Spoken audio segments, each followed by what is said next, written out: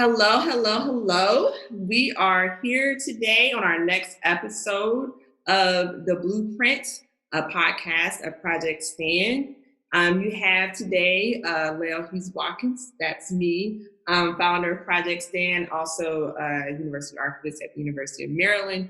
And I'm joined today by my other amazing co-host, so I'm so excited she's here, Valencia Johnson from the University of Princeton, and she is the archivist for student life there. Now, what we're really excited about is that we have Wanda Hernandez with us today. Wanda has an amazing bio. We've been really lucky, Valencia. We've had some dope people on this podcast. We've been having a really amazing streak. So I hope we can keep this up. I really do. I'm sure y'all will. But Wanda is a doctoral student in the Department of American Studies at the University of Maryland. Her research interest revolves around the formation of race and ethnic identity among U.S. Central Americans through material and visual culture, space and place and performance of the everyday. In addition to academia, Wanda is an independent curator and cultural organizer host. In 2017, she curated, I want to make sure I say this correctly, Nuestras Historias. You got it. Hey. Latinos in Richmond, the first bilingual exhibition to explore Latina and Latino heritage in Virginia. Currently, she is a part of the curatorial collective named Creating Casa, which organizes our exhibitions and public programs that question Latinx identity and placemaking in the Washington metropolitan area. Their next show, entitled Siempre Aquí. You got it. Hey, two in a row. Will open April 2021 and will map the memories of DMV Latinxs through personal photographs. So that's a lot. We can't wait to get into this with you, Wanda. We can't wait. Thank you guys for having me. Thank you for saying yes. So Wanda, I think we need to hear more about your research interest and this amazing work that you do as an independent curator and cultural organizer. So how did you reach this particular research interest? Yeah, so I feel like a lot of the things that I end up involving myself in are kind of serendipitous. So I was like, I need to go to grad school so I can become a curator. And I want to talk about Latinx identity in the DC metro area, which I think I'm from Northern Virginia, and being from the area, it always gets the personal lives and the local history. I feel like it's overshadowed by federal, national discourse. And so I knew I wanted to talk about Latinidad in the DMV. But then right before I applied for grad school, my father passed away.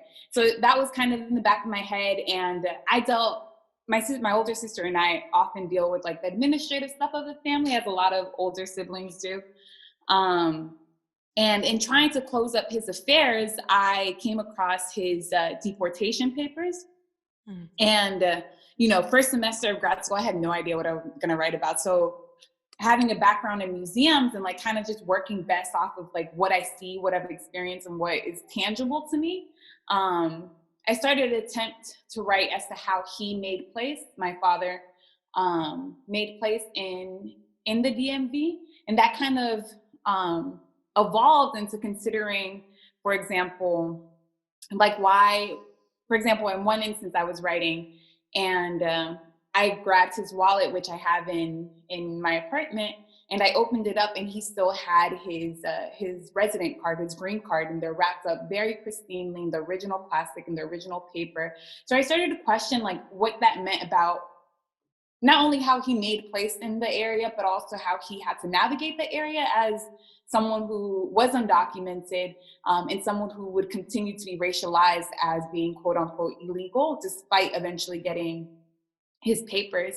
And all that material culture, if you will, spurred a whole bunch of memories. Like I told Lael, I think that actually when he passed away, my mom sent me to the house to get his social security card because we were going to, he wanted to be buried in Guatemala, which is where my family's from.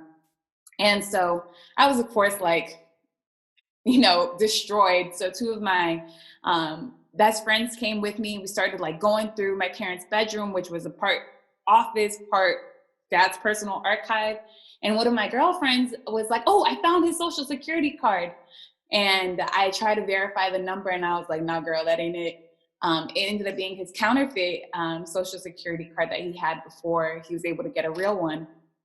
But I just found it fascinating the way he essentially archived his illegality. And as to like started questioning why he did so, like how did that inform how he knew of himself as a brown man in the area? That's how I came to my research in that very personal way. And now I want to know how other people do it, right? He's a mestizo, a Ladino man. And there's such a large indigenous and Black Central American population in the area that I suspect has to navigate the world. Well, actually, not I suspect, I know has to navigate the world in a different way. So what are the differences between those communities, even though they're all clumped together under Central American? Thank you so much. That was a beautiful story. How your life experience actually impacted your work and how you decided to move forward in your research. I just love hearing it every time so thank you for sharing that. And I to me, I kind of feel like I hope other people are willing to let their life experiences, if they haven't, because sometimes I feel like when folks come up with their dissertations, their theses, it has to be something that's outside themselves, and it's not always necessary. It really can come from a more genuine space when we decide to do this work. So again, thank you for sharing that. Our next question for you is that we really love hearing that you are doing this work around, community archiving. And being a cultural organizer, and if you could tell us, how did this happen? What drove you to do this work and in this kind of engagement? Mm-hmm. I think it also stems from from growing up. I think the most important research is always personal. Perhaps not always, but that's where I get my inspiration from. I was just writing a teaching philosophy, or attempting to write a teaching philosophy. And I was recalling my experience in a humanities course, and what it helped me, my first experience in a humanities course, what it helped me do was put language to my experiences. And so that's what I think that I'll probably do for the rest of my life, is try to put language to the things that I'm seeing and I'm feeling and so on. And so in a similar capacity, you go to the range of museums, and we're so blessed in DC to have so many free museums. But you seldom see the history of local people. And I'm like, there is so much culture here. Like, my mom has fresh cheese delivered to her every Friday night. She has like a network of women who support one another. For my dad's funeral, we actually didn't pay any cost because the community ended up donating so much money that we were able to ship him back to Guatemala. So there's and this is just my experience, there's such an active community and cultural life in the area that I think gets not washed away, but gets consumed under national and federal history. There's so many artists and talented people that I think feel like they have to go to New York or Los Angeles and these major hubs. And so that's how Creating Casa came about, is trying to highlight the local artists who are speaking from their experiences, particular experiences, growing up or having been born in the area. So yeah, that's how it came about. It was just trying to create a platform for people like us. So since you mentioned some of those projects, could you dig a little bit more into the Nuestras Historias project in Siempre Aquí? Yeah, Nuestras Historias was, I was so blessed to have gotten that experience. I was like fresh out of undergrad from VCU in Richmond, Virginia Commonwealth University. And again, one of my girlfriends was like, Wanda, you should apply for this. They're trying to document local history. And I'm not from Richmond, but I spent 4 years there doing like AmeriCorps, working with the community and so on and so on. And so I was able to garner my community connections to start doing oral history projects. So we ended up doing about 60 oral histories, group and individual, that formed the basis for this show. And it was my first time ever curating anything. But I had great guidance and they trusted me. And there were certain things that I wanted to make sure happened. And one of them is that I wanted it to be community-based. I really wanted for people to see themselves, like the construction worker, the landscaper, the domestic worker, the beauty salon owner, the restaurant owner, like people who I feel like remind me of my family, to see themselves, to actually see a reflection of themselves. And so that was the goal. So we formed, based off of those oral histories that we did, we asked some people to be a part of like our advisory board, and they guided the exhibition. We worked with translators to make sure it was Spanish and English at the bare minimum. And that really gave me my, made me a curator, I guess. And then from there, one of my friends from back home hit me up and was like, Wanda, we got to do something like this in DC. And meanwhile, the whole time I was living up here, I was actually commuting from DC to Richmond on a weekly basis. But I'm so grateful for the experience, and thank the people at the Valentine, which is where it took place, for trusting this naive, idealistic 20-some-year-olds to do this project. Did I answer the question? Should I keep on going? You can keep going. This just sounds like an amazing project. And the fact that you did 60 oral histories, how long did it take you for y'all to do that many? It took us about a year. So we spent a year.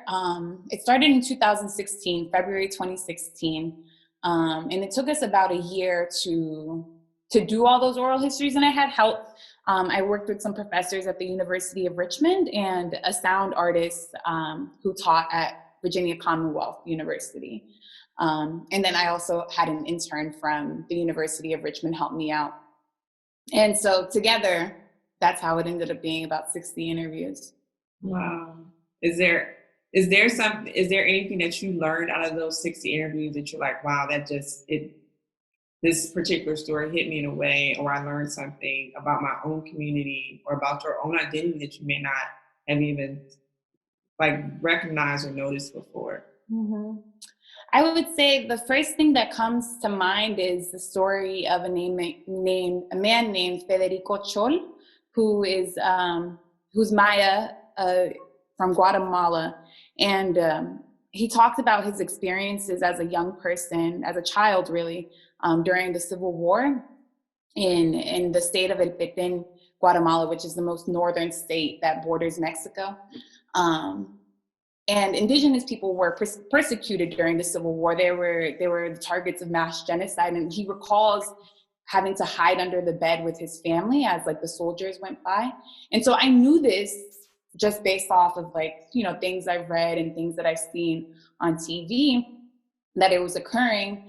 But to hear his personal experience. And then again, I had also always asked my parents about this, but for whatever reason, they just didn't ever want to talk about the Civil War. They'd say, oh, it didn't really happen around our way, and it was mostly in the northern parts of the country, and so on and so on. But to hear this man's experience as an indigenous man who was living in the northern parts of the country, and then ultimately to be able to ask my grandfather what he could recall, that was really amazing, because while he was hiding from these troops, my dad was also running away from these troops because he didn't want to be, conscripted into the military. So it's violence in various degrees to various different racial groups in the country.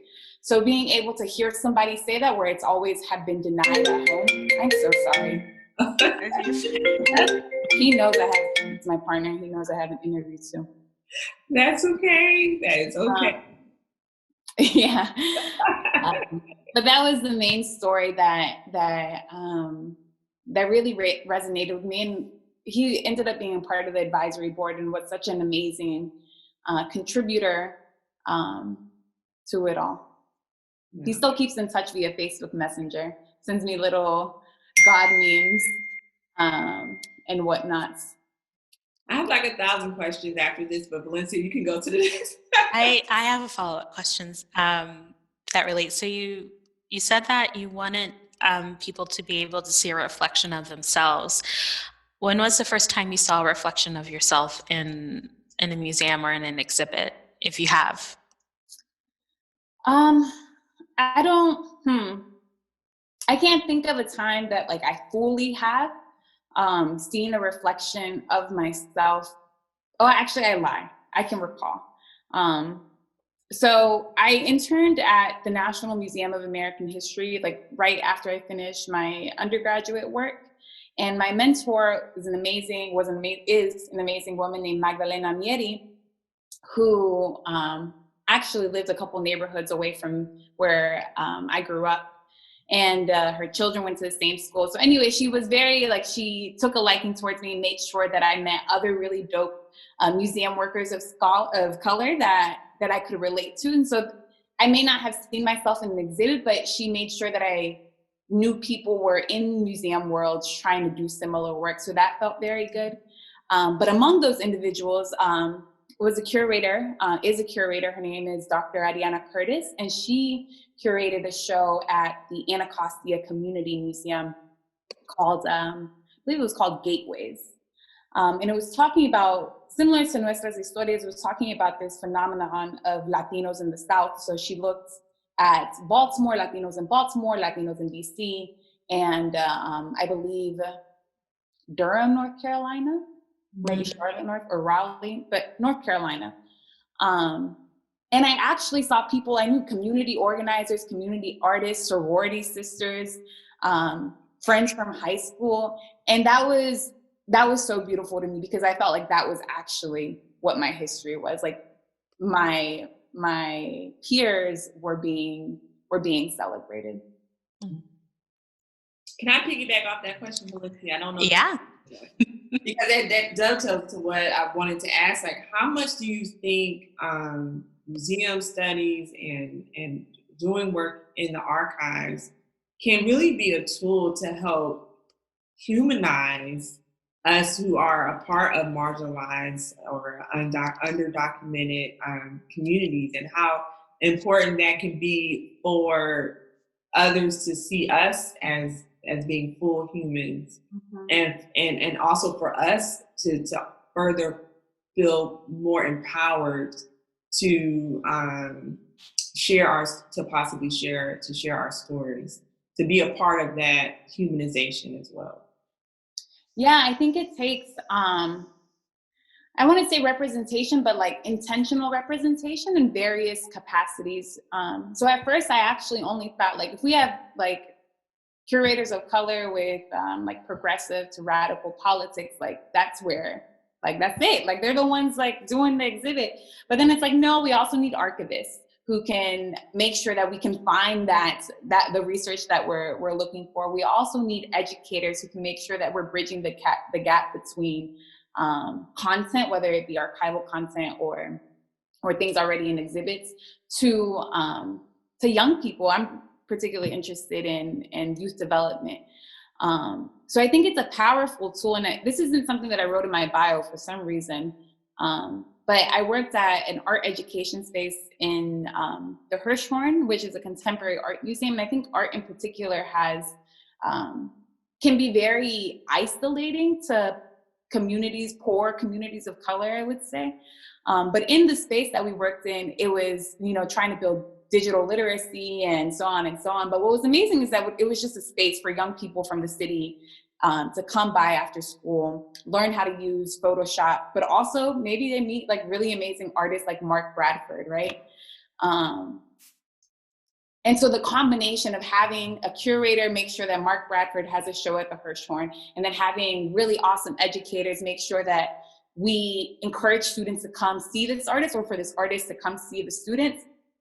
And then for Mark Bradford, it was so amazing because one of our students, who was a queer Black boy, really saw himself in Mark Bradford. And the way they connected, it was just amazing. I think part of it is just to see yourself, to make sure that you're not alone in this world. And yeah, the things that you're feeling or that you're thinking aren't, like, you're not having to deal with them just by yourself. I think that's what is amazing about museum archival work. Mm-hmm. You hit all the notes, all the notes. Thank you. And so a lot of the work is being able to share space and thinking of the places that you inhabit, how has the pandemic impacted the work that you've been doing in the area? Oh my gosh, how has it not? Well, for example, the show Siempre Aquí was inspired by a friend of mine who posted a photograph of himself, 6 years old, coming from, just freshly arrived from El Salvador. And I was like, yo, everybody has pictures like that, right? And so trying to like visualize this collective history, that was supposed to happen in April 2020, and it didn't, because that's when the pandemic hit, and it was rescheduled for April 2021. So I think that's one way. And to be honest, it's been kind of hard to switch to the digital as someone who really takes joy in being physically in spaces with other people, whether it's to talk, dance, look at art, whatever. It's been a really hard transition that I actually still haven't quite overcome as far as like community cultural organizing goes, because we can't throw parties anymore. We can't throw shows right now. So we're still trying to overcome that hump. I hope that I wake up and it's all over and I don't got to figure it out. Right? We right there. We snap the fingers. Collective fever dream. Yes. I think you got the next one, Valencia. Oh, I do. I'm sorry. I was just like, oh. As you continue your studies and doing this scholarly investigation that includes looking at academic archives, what realizations have you come to on that end, and has that impacted your view of community archives and what values those spaces have to vulnerable communities or undocumented or mixed status communities? Oh man, yeah, that's been kind of what I've been in all semester, is recognizing the limits of the archive. For example, I just wrote a literature review this morning, finished it this morning. Yay. And it was like Sadia Hartman and Hashimi Bana Young talking about the violences that occur in institutional archives, which I think is absolutely true. And I really appreciate the methods that they've developed to exceed the violences of institutional archives, particularly as they relate to Black women. But at the same time, I'm like, and I know that's not necessarily possible with their research, but at the same time, I'm also seeing the need for researchers to go to community archives and personal archives at the same time to fill, perhaps, maybe we can say fill in those gaps, but to tell stories from a different angle where possible. So I guess that's what I'm coming to find, is that I do think there's a necessity to institutional archives in my research to figure out how policing occurs in the DMV, how immigrant policing occurs in the DMV. But I also want to know how those who are policed navigate that policing. I always tell people that, like, while I knew I grew up in a mixed status household, I knew like nearly everyone I knew grew up in a mixed status household. It also didn't feel like it was present, but we were also still going to our soccer games. We were also still having quinceañeras. We were also still having cookouts. So I told Lael this, that like, we're whole ass people. And I feel like that should be documented in our scholarly work as well.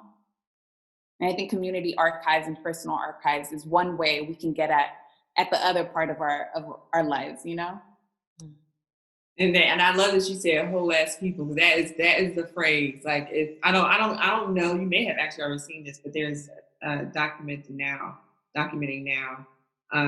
Did a presentation in Ferguson, was doing a series of panels in Ferguson, and they had some of the activists from that uprising, and that was one of the statements that one of the organizers said: "We are whole ass people." You are.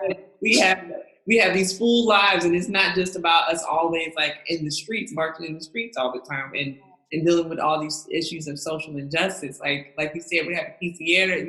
You're having your quinceañeras and gatherings with your family, and like we need to also talk about that. We talk about Black joy. Like we need to focus on that as well, and not always about the loss that we're experiencing, the police brutality that we're experiencing in our community. Holly Smith, archivist at Spelman, yes, at Spelman College, is like that duality, that issue of existing with pain and joy at the same time. Like that's what it is. And so thank you for saying that. It is true. It's true. And then I just want to say, it's like those spaces of joy that it's like, that's where you survive. And I think in part, that's what Creating Casa wants to do, is to like create those spaces of joy for BIPOC queer communities to come love and dance and look at art with like-minded folk. Yeah.